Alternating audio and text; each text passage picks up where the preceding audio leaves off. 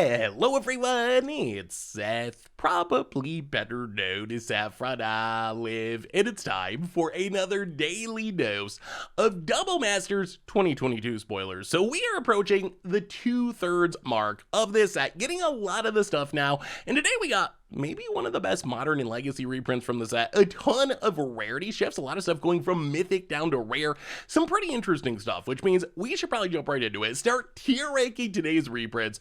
Before we do, two quick reminders. Number one, if you want to keep up on all the latest previews, you should head on over to mtgpreviews.com, and number two, if you need some Double Masters cards, or really any cards, you can snag them from our amazing sponsor Card Kingdom over at cardkingdom.com/MTGGoldfish, and even get a free goldfish sticker. Anyway, let's tier rank today's batch of reprints from Double Masters 2022. So today, we once again kick things off in the A tier, the $25 to $50 tier, with one card, the last of the Eldrazi, presumably Emrakul the Eon Storm, probably the biggest, baddest creature in all of Magic. It was a pre-release promo, it's been reprinted a few times, still $40+, and this is a card that is definitely geared for 60 card formats, because it's actually straight up banned in Commander. You can't Emrakul the Eon Storm in Commander, but this does help modern legacy formats like that, where it's one of the most popular things to cheat into play with sneak attack, show and tell, whatever. Also getting new art, which is kind of sweet, and it's definitely a good reprint. Not going to complain about this, although oddly, Emrakul the Promised End, little Emrakul, I think actually sees more play in a lot of formats right now, and is more expensive, so hopefully we get a little Emrakul reprint sometime soon, because that card's probably going to be shooting up towards $100, since it's one of the Eldrazi that dodge reprinting. Moving on to the B tier, we got mostly a bunch of Commander stuff. Alenda the Dusk Rose, pretty popular in Sacrifice decks or as a Sacrifice Commander. Drogskull Reaver, this is a card that for a long time was definitely a bulk rare, but then recently it shot up towards $20 thanks to its ability to go infinite with Kaweza in Commander.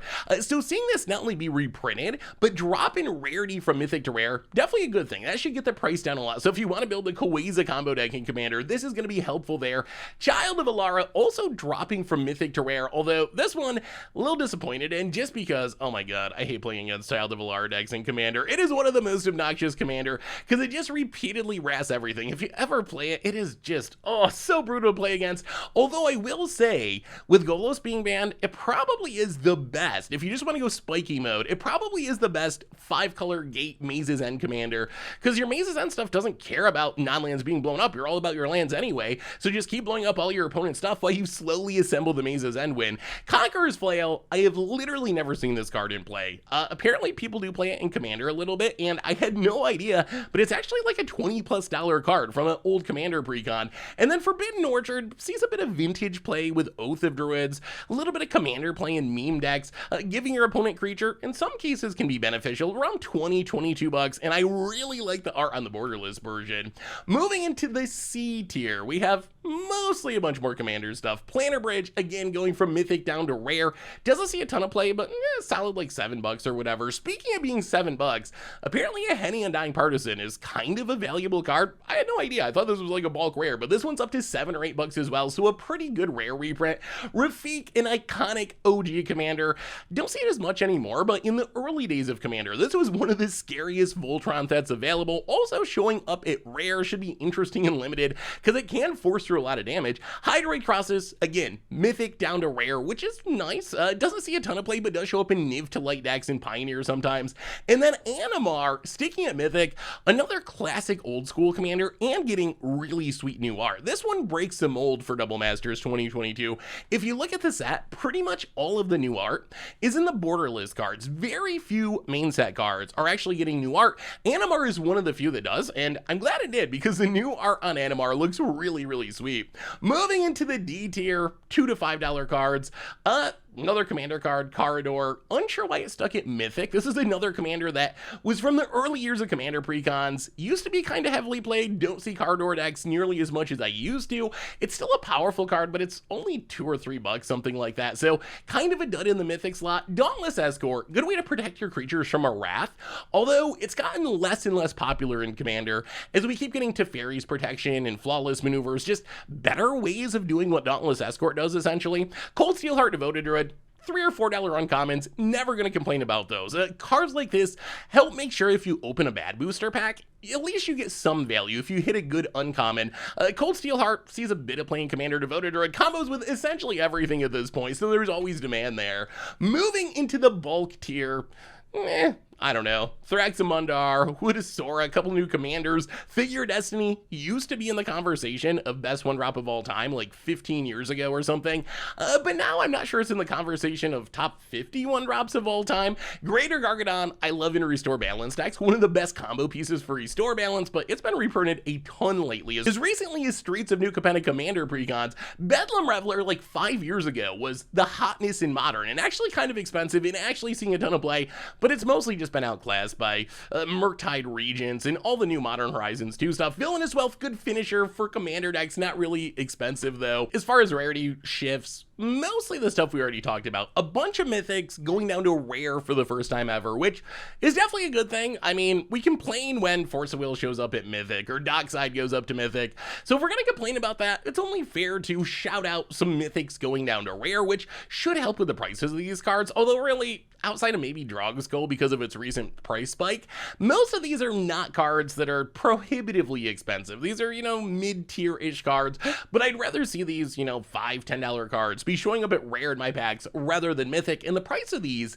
should drop a ton thanks to the reprinting. Finally today, checking in on the price EV spreadsheet, and honestly, from a meta perspective, not much has changed since yesterday. Yesterday, the box EV estimate, just under $500. Today it's down like $5 or something, so essentially unchanged from yesterday. Where we can see a change is the estimated value, the EV, assuming that the rest of the cards that haven't been previewed yet are worth $0. That keeps rising. It's up to $314, and eventually what's going to happen is these two numbers are going to be the same. We're going to see this EV keep dropping most likely, this EV keep rising, and then once the full set's spoiled, we're just going to have one number, so you can kind of get a good guesstimate of where the EV might end up. Let's say we split the difference between these two numbers with the rest of the set. That would put the box EV somewhere around $400, probably a little bit below $400, not including whatever price changes we continue to get in the future. I think long-term while the set's in print, this is probably going to drop down under $300 overall.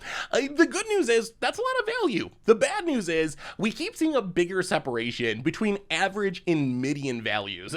For a while, Mythics were about the same. Now you can see there's a pretty good gap here, $32 for average, $19 for median, and then for rares, it's really stark, $7 and $2. And what this means is there's going to be a lot of variance. We talked about it yesterday, but most of your rares are not going to be worth much, but the high-end rares are really good. Most of your Mythics are not going to be worth much, but then the high-end ones are really good. Speaking of high-end Mythics, the other weird news of the day is Imperial Seal. Yesterday it was $100. Now it's back to $200. I was looking at pre-sales, I was looking at sites that have them listed, and the cheapest you can find them for is $200 right now. I still think this is a card that's going to end up $50 or less. I would be really surprised if that didn't happen, but for now we've seen a bit of a price increase from Imperial Seal in specific, while most of the other cards are slowly turning down, like Consecrated Sphinx from 40 to 38. So we're seeing the prices drop in general, except for Imperial Seal, which actually doubled in price since the last time we checked it. So anyway, that is our daily Double Masters 2022 spoilers for today. So what do you think? We finally got a really good Modern reprint in Emrakul. That's kind of exciting.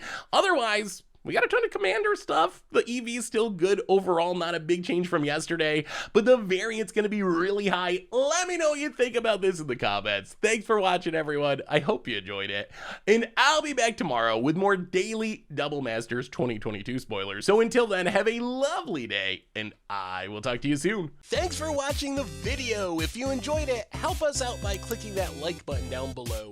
And to keep up on all the latest and greatest, click that subscribe button. And don't forget to hit that bell icon to get alerts whenever we have new videos. And if you want to, check out some of our other sweet videos here and here.